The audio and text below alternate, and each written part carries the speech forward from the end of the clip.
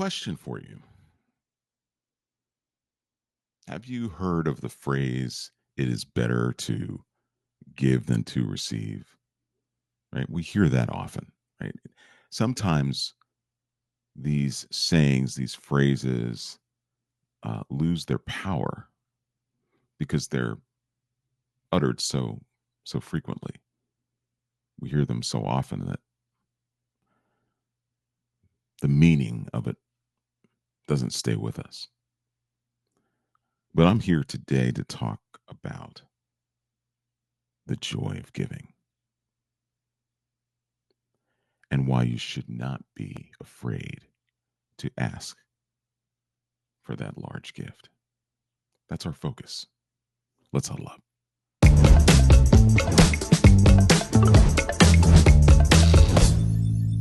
Hey, welcome to another episode of Huddle Up with Mark, the Fun Coach. I'm Mark Duncan. I'm excited to be with you today. I'm excited to talk about this topic because I don't talk about it enough. In fact, I've never done a podcast episode or episodes I did before or gone live and talked about this whole idea of the joy of giving. But there's truth to the idea that people derive joy from giving. Now, before I get into this, I want to talk about something I've shared. If any of you have been to any of my workshops or come to any of my live webinars, sometimes I talk about my top 5 reasons why people give big to organizations. I'm going to review them here as a point of reference and context for this episode. Number 5 is because of the reputation of the organization. The organization's reputation, its stature, it's well known. So think about the organizations like the American Cancer Society, the YMCA, Johns Hopkins Hospital, St. Jude's. Think about those. Those are organizations that I've just mentioned that people will support because of the organization's reputation. Number 4 is because of the tax deductibility of the gift. Not a top priority, not a driver, certainly not a driver as to why people give. It's sort of a after, sort of an after effect of giving. So not number 1, number 4. Number 3 is because there's a personal connection to the mission. Think about your alma mater. If you give to your alma mater, it's probably because you want to give back as a way to convey your gratitude for what the institution did for you, whatever that may be, or some other organization that you are connected to. I'm connected to a couple of them. There's a camp that I grew up going to and working at that I absolutely love, and I do support it because of what it's done for me. So, personal connection. I'm going to skip number 2 for now because that's going to be our focus.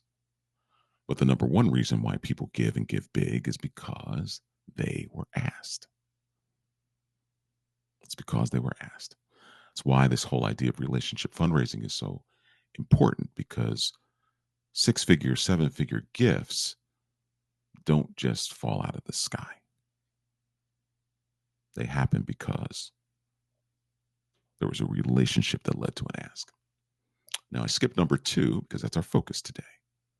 Number 2 is because it feels good. People derive joy from giving. It's a fact. It's not an assumption. I mean, as you're listening to this, as you're watching this, you're probably already thinking of examples of how you felt when you have been generous. That could be generous towards an organization. That could be generous towards another individual. But you got to admit, Feels good. Well, it feels good to give big to organizations. There's a study, there's a few that I will be citing today, that talks about the joy of giving. The National Institute of Health, NIH, back in 2006, did a study and they conducted brain scans that literally prove that giving feels good. The brain scans show giving activities that the brain's reward that activates the brain's reward system. Let me repeat that. Brain scans show giving activates the brain's reward system. So the dopamine release produces a helper's high. A helper's high. Giving also improves health and happiness. This is another study done by the Harvard Business School back in 2010, done in Norton. Giving money increases happiness. Regular giving is linked to lower blood pressure in older adults. That's according to a study done at Carnegie Mellon in 2020 and 2013. So this is real, people. This is real. I'm not, when I say that it feels good, that's not just to make you feel good. Yeah, this is factual. And I'll tell you a story about my very first experience in seeing joy and seeing a donor experience joy from giving. Way back in the late 90s, when I was the executive director of an organization, I had a board member, and we'll call him John. That's not his name, but I want to protect his identity. John was on the board of the organization, and we'd been talking about his giving, and I had spoken to him and asked him to make a gift of $5,000. And he said that he would think about it and we would chat again. And I was sort of scheduled, at least on my calendar, to follow up with him in a couple of weeks. Well, before I had a chance to follow up with him, he showed up at my office. And he showed up at my office, he sat down at closed my door. And of course, I was concerned. I'm like, what is he coming here to tell me? He closed the door to my office. He sat down and he actually started to get emotional. And he handed me a check for $20,000.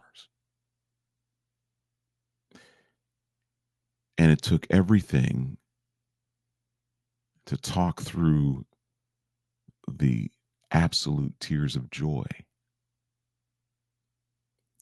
to be able to tell me that he and his wife wanted to do this because they wanted to make sure the kids that were being served by that organization were going to benefit even more.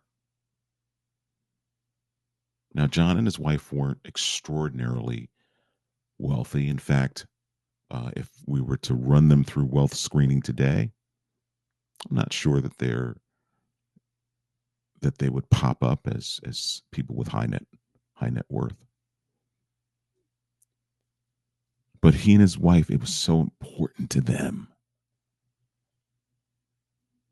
to make this gift, and it made them feel so good. He was caught off guard by the emotional aspect of this. I think he believed he was going to walk in and hand me the check and matter of factly tell me about it. But when the moment happened,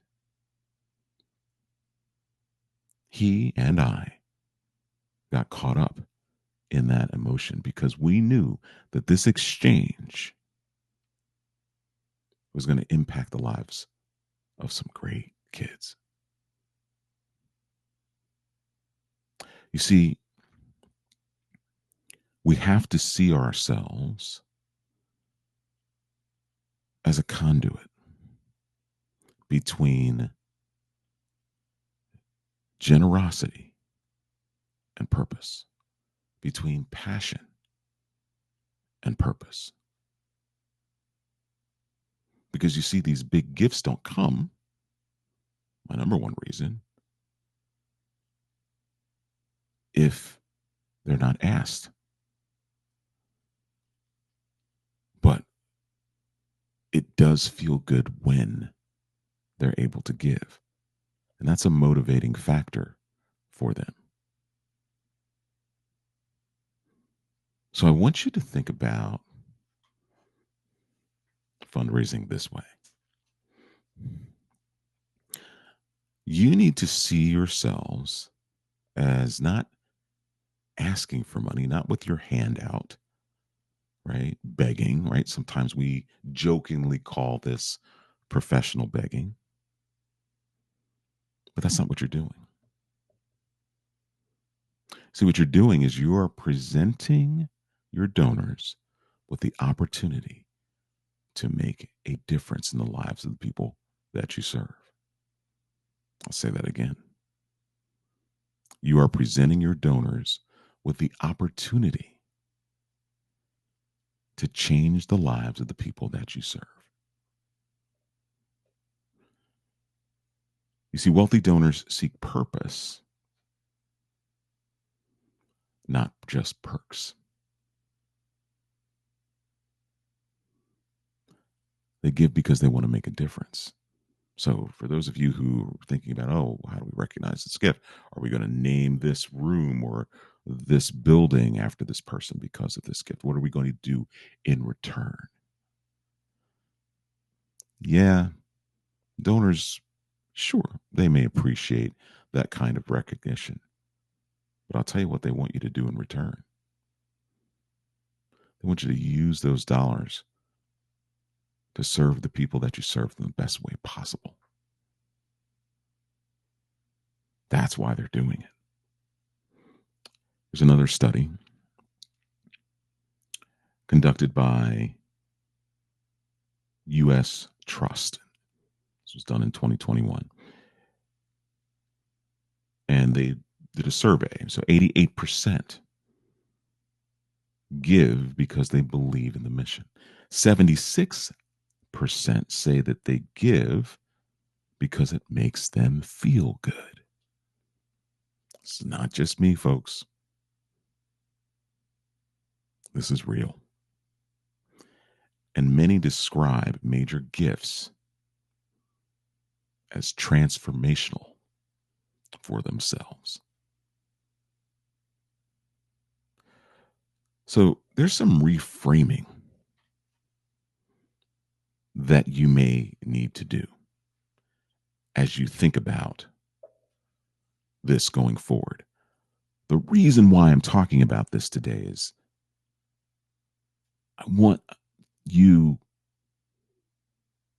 to walk away from this episode with a significantly higher level of confidence about what you're doing. Because there's no question here. There aren't donors out there that are giving I'm going to give because I have to, right? It's obligatory. That may be the case with maybe one or two types of organizations, maybe. But when it comes to real work, when it comes to real impact, these donors are giving because they want to make a difference. And you're presenting them with that opportunity to do that.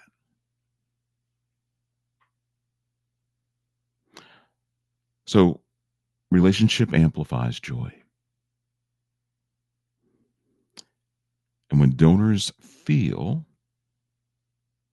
known and trusted, giving becomes more meaningful. Let's say that again. When donors feel known and trusted, giving becomes more meaningful to them.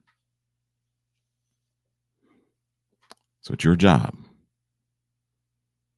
to connect those dots. It's your job to be that conduit. It's your job to present them with the opportunity to make a difference.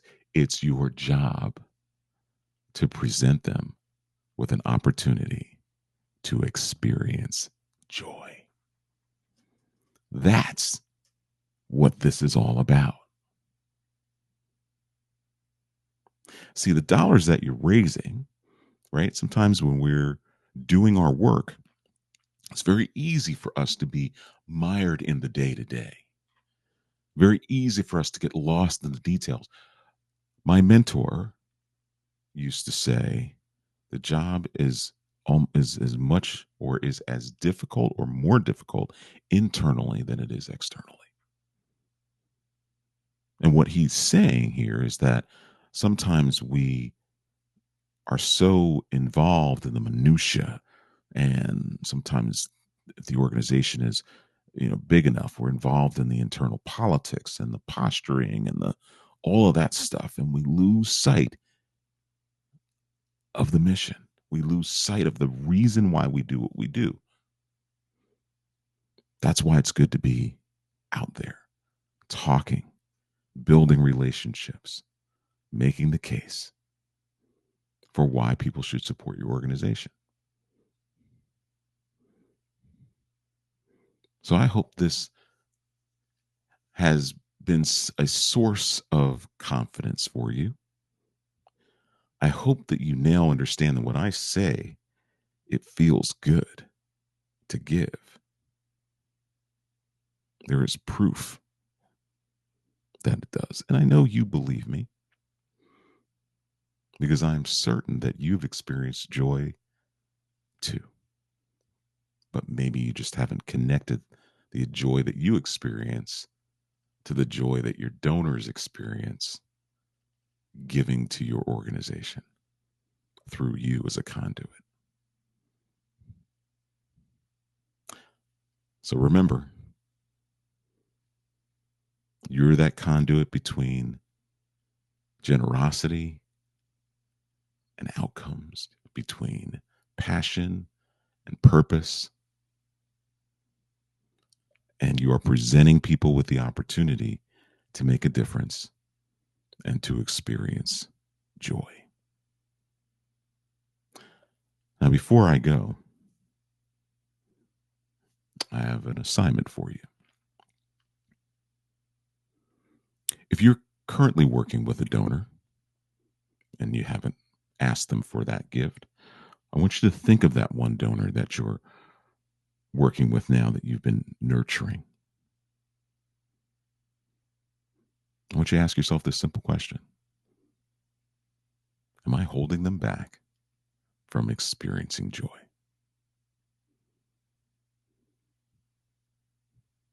So if you've been hesitating, oh, I'm not going to ask this time. Oh, they're not ready. Oh, this is just not a good time. Ask yourself that question. Are you holding them back from experiencing joy?